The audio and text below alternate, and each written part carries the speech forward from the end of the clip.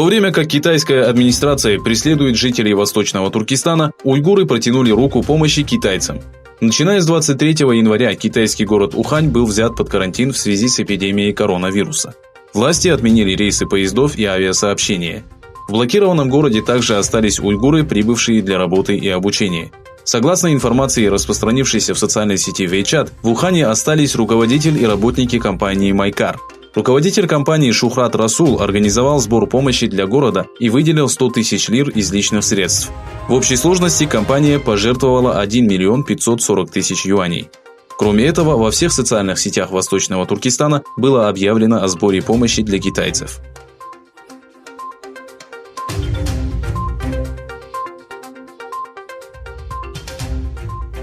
В связи с 23-й годовщиной событий 5 февраля 1997 года уйгуры, проживающие в Казахстане, организовали программу памяти жертв массовых убийств, устроенных китайскими властями в Кудже. 5 февраля в Алматы, являющемся самым крупным городом Казахстана, была проведена молитва в память мучеников 1997 года и жертв китайского режима, не щадящего народ Восточного Туркестана.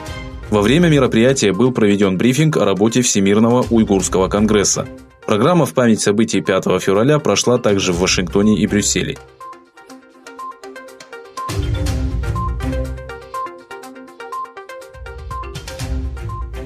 Государственное телевидение Китая сообщило, что в рамках программы «Помощь провинции Хубэй» на прошлой неделе власти направили 142 медицинских работника из Восточного Туркестана в город Ухань.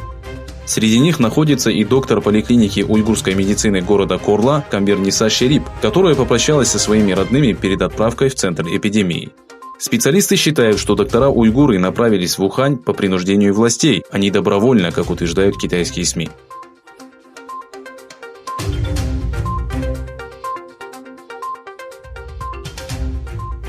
Согласно информации Национальной комиссии здравоохранения Китая, число смертей от нового типа коронавируса достигло 723, а количество инфицированных составило 34 546 человек.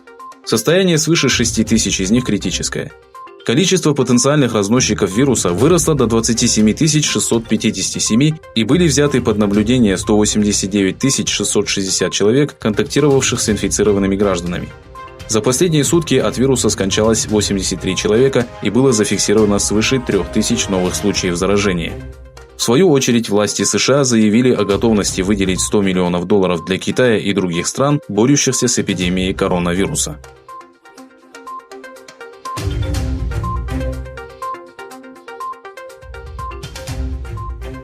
Во время выступления в одном из военных училищ Парижа президент Франции Эммануэль Макрон сообщил, что количество ядерных боеголовок, которыми обладает его страна, превышает 200.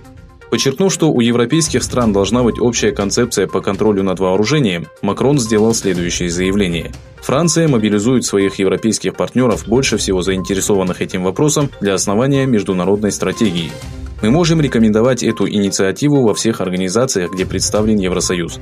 Выразив убежденность в том, что обеспечение безопасности в долгосрочной перспективе возможно через прочный союз США, Макрон заявил, что безопасность Европы в то же время состоит в принятии независимых решений и свободе действий.